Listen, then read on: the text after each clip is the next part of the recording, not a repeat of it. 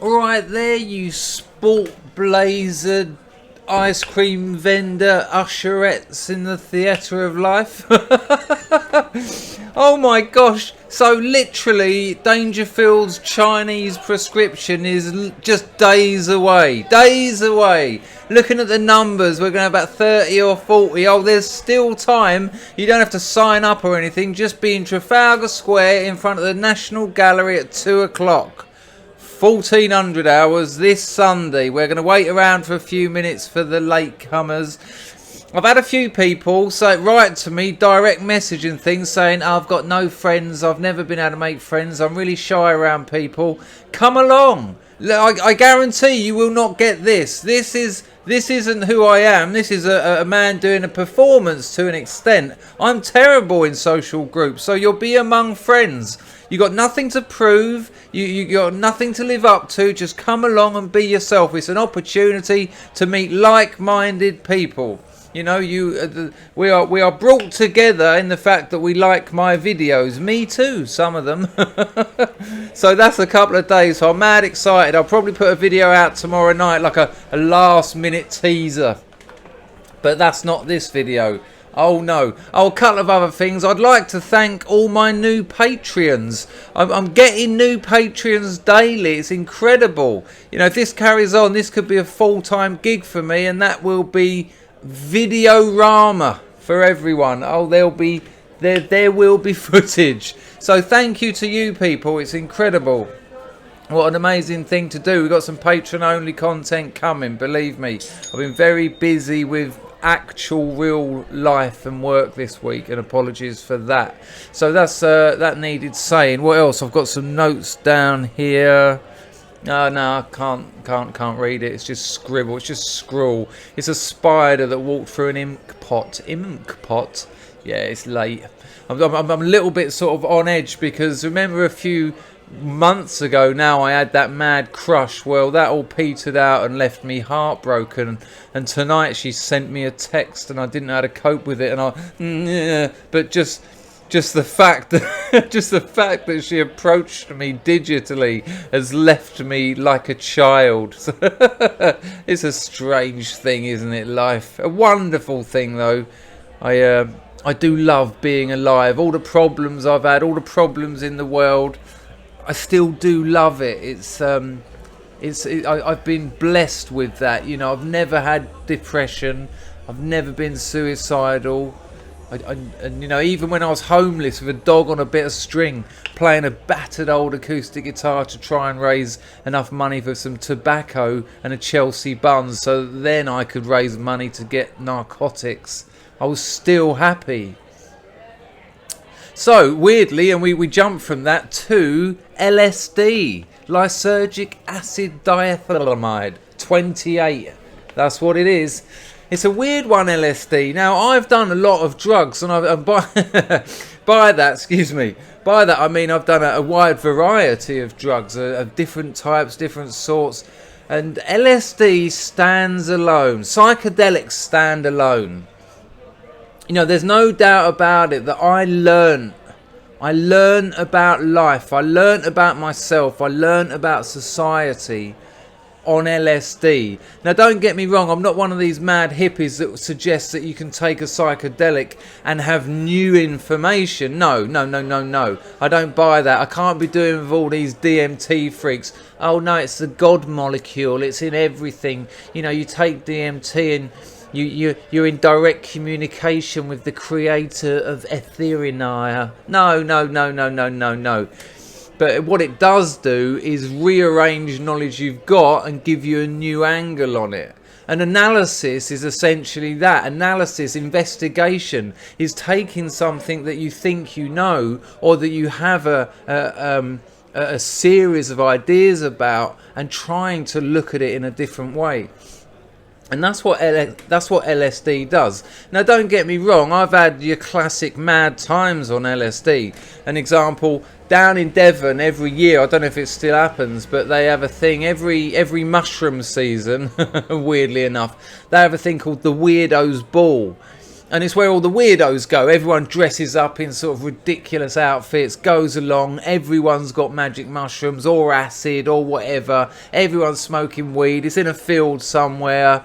And a lovely do, because there was the art college there then. So you had all the art college people making a special effort, dressing up in all their Victoriana and their silly top hats and face paints. You know, when you're 19 years old and you've done a couple of purple oms, this is good fun.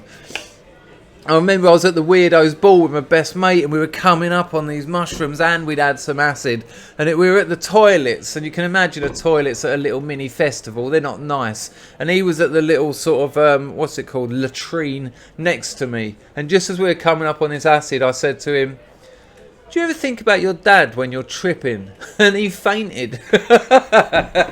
No shit. I got my pants on again. But he was there having a wee, and I went, do you ever think about your dad when you're tripping? And he went... he went down. And I was like, I sort of grabbed him and was like, oh, sorry, mate.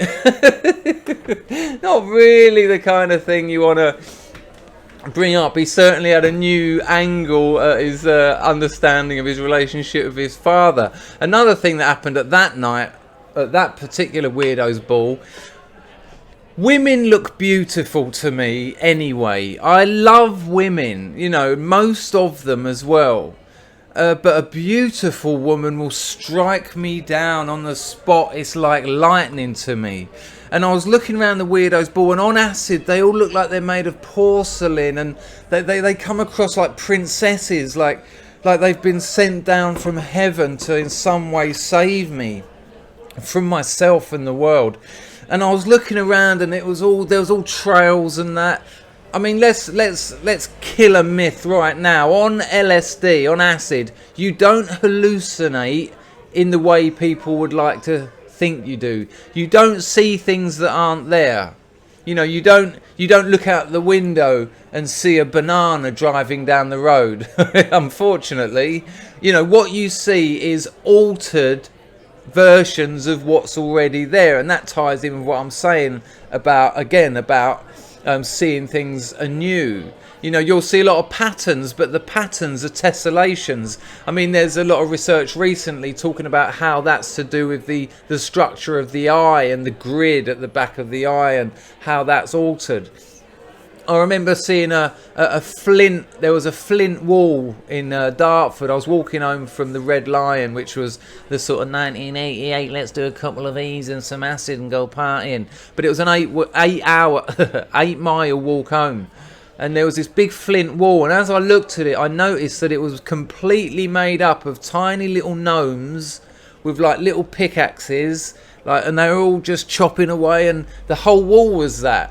Now that might sound like I was seeing gnomes, but they were made out of all the flint. The flint had those shapes, and my brain just slightly adjusted them to turn it into a mass of little working gnomes. It was quite amazing, actually.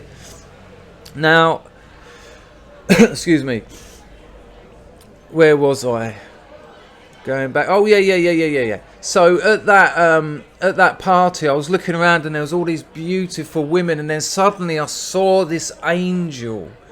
She was oriental. She had this eye makeup that went all up the sides like Cleopatra. She had a black bob that had that sort of severe look up the back.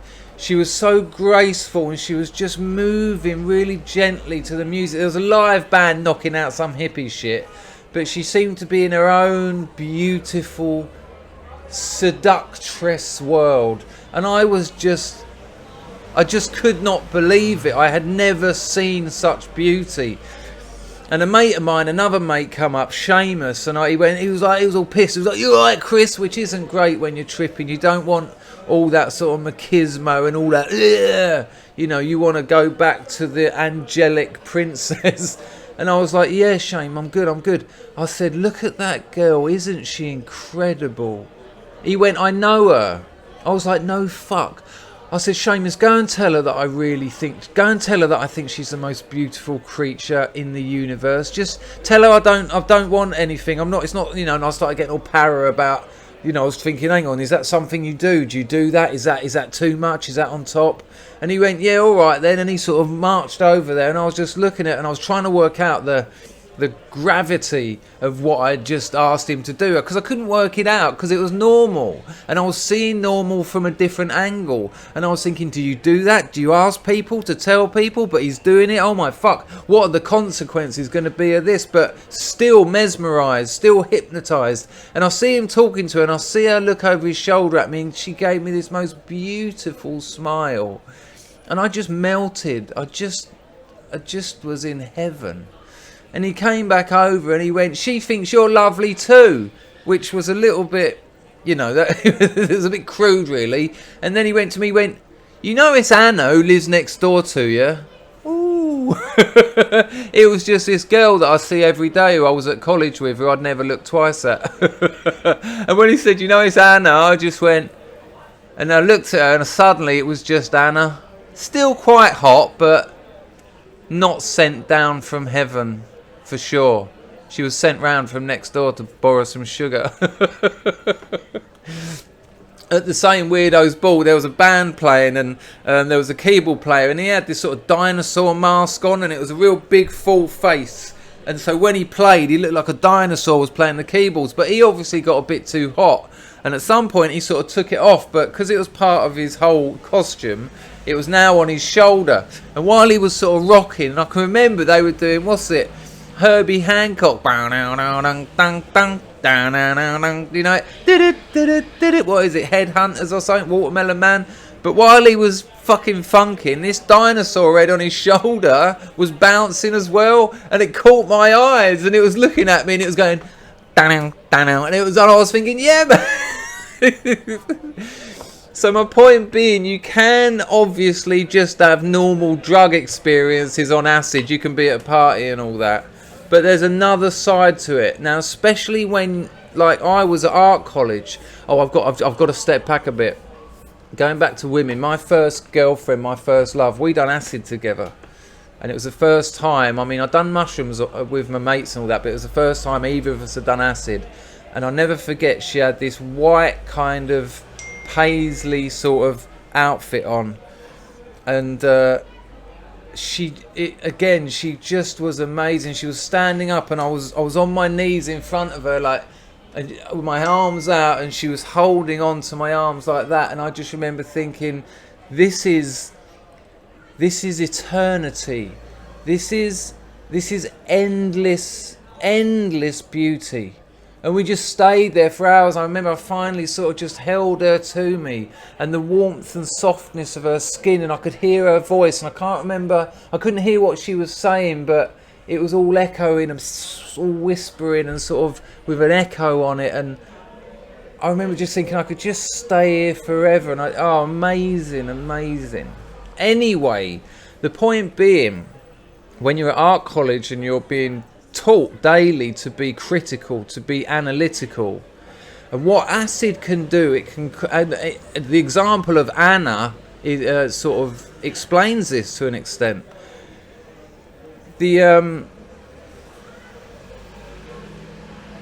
What am I trying to say about that? What acid does, right? One thing that, when you're tripping, people try and freak you out. They put like psychedelic music on, or they sort of come up to you and they sort of do that in your face. Now, anything that's designed to be weird, anything that's designed to be psychedelic, isn't convincing. When you're on acid, you can see through it, and it's just a bit upsetting. It's a bit disappointing. It's the arse end of culture. You're just a bit sort of like, well, why are you doing that? Because normal things, familiar things, everyday things are completely weird because you've got an understanding of them. Here's an example. This is a pen. Now, I can remember being on acid and looking at a pen. And I knew what a pen was, and I'd had them in my hands since I was at school, and I'd been taught to use them. And they were, an exceptionally familiar object. But when I looked at this pen on acid once while I was at college, I remember being taken through the whole manufacturing process, but not just in terms of the factory that made it. I'm talking about the design, the fact that there's ink in it. And ink used to be separate to the pen. It used to be a quill and ink. And at some point they put the ink in the quill and formed a pen. And then before that, making marks on cave walls. And then before that, footprints and animal trails and writing. You know, I was taken through one of them. I think I've said it in a video before. One of the most amazing LSD trips of my life was when I laying back on my own in a piano practice room at about 4 a.m. I'd been out partying and that, and I just went there for just wanted some time on my own. And I was walked through a history of language. I was walked through a history of semiotics, of signifier and signified, of graphemes and phonemes, of the spoken word, the written word, and the difference in between.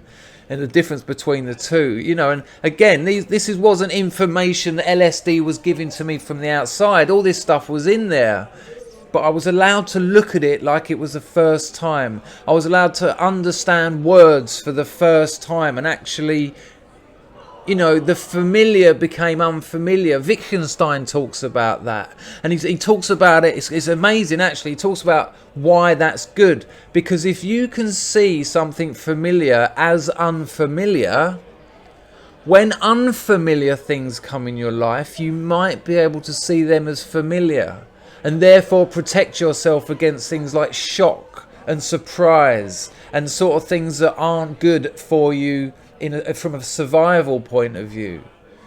It's really quite interesting. And what this is, what I call this, what it basically is critical distance. LSD gives you critical distance. It allows you to step back from what you know about an object, about a concept, and it allows you to look at it anew, look at it fresh, find out other things about it. Take away the culturally contrived translations, the pre-digested interpretations that you've been given through schooling, through education and through media, and look at it again like a child. What is this? What is this object? What is this concept? I had a band at that art college called Fruit Bowl. Well, it was called Music from the Fruit Bowl, but that's disgusting, so we called it Fruit Bowl in the end. And it came from an acid trip when I could hear music, and I was on my own in my mum's house, and it was like a weird sort of brass band, and as I located it, it was my mum's Fruit Bowl, and as I put my ear to it, I could sort of hear... Now, those noises were almost, 100% made up of ambient noises in the street next door neighbour's television. You know, all sorts of noises, but my brain allowed me to hear them all together as if they were coming from the fruit bowl, and it formed a music. You know, it was kind of atonal, don't get me wrong, it wasn't it wasn't pop music, but it was this kind of sort of unsurprisingly freaky psychedelic brass band music. So I formed this band called Fruit Bowl, and you know, it was a pop rock band, psychedelic rock, and we made tunes that were sort of rocky, and I was a singer, and I played a bit of Juno 6 analog synth that would sort of go through loads of delays, and my vocal would have a modulated delay, so when I said hello at the beginning, it'd go hello, hello, hello, all that psychedelic nonsense. After about a year of being in that band, I joined another band. It was a free improvised jazz band called Spontaneous Tongue. And I was lucky because I was a blag musician. I could just hit things and make noises. The other members of that band were pretty much the best musicians at the college on the music course. You know, fantastic jazz musicians. And I managed to blag in that band. And it was just a racket. You know, we'd go on stage, nothing prepared, and just make noise. I'd play tape loops. I'd make noises on these silly little keyboards. I'd put them through effects pedals, and they'd all be there just rocking. Occasionally it'd get into a little groove, kind of like Miles Davis's Bitches Brew. That was the kind of thing we were sort of, you know, styling ourselves on. Now, when we were on acid once, we listened to a bit of Fruit Bowl, and it failed the acid test. It was so contrived, it was so setting out to sound like something. You know, I had to hear myself going, "You gonna wanna see me?" You know, rocking. And it was like, oh, my mate who was in the band as well was listening to it, and we were thinking, this is ugly. You know, this is contrived. This is wannabe pop. This is wannabe rock star music. And I left that band. We decided that band was over. You know, we never done anything else with it. When we got back to college after that like week holiday, we said to the other members, "Nah, fucking, I'm leaving it." They were gutted because it was going quite well. When we played Spontaneous Tongue, the free jazz band, oh, that passed the acid test because it wasn't so. I mean, it wasn't so contrived. You got the sense that we were trying to do something that was new, not new musically, but that we weren't trying to create a sound. Let's see what happens, rather than let's make this happen. Rather than try and create this sound I've got in my head, let's see what sound we create when we just try that. And that's another interesting thing about that critical distance. You know, I can't thank LSD enough for its ability. You know, again, my understanding of avant-garde art, just being able to consider that stuff on acid, and to see Duchamp's latrine. Oh, latrine turned up twice in this video. It's the double latrine video sensation. You know, and to understand pop art, to understand that journey from Van Gogh's Van Gogh, whatever part of the Atlantic you're on, his peasant shoe painting, to the diamond dust one by Andy Warhol I talked about in another video. To understand those weird lumpen categories: impressionism, post-impressionism, modernism, postmodernism. I understood Paul Klee, I understood Kandinsky. And, you know, not that I wouldn't without LSD, but LSD certainly gave me a critical distance to be able to approach things that were familiar as if they were unfamiliar and new. There you go.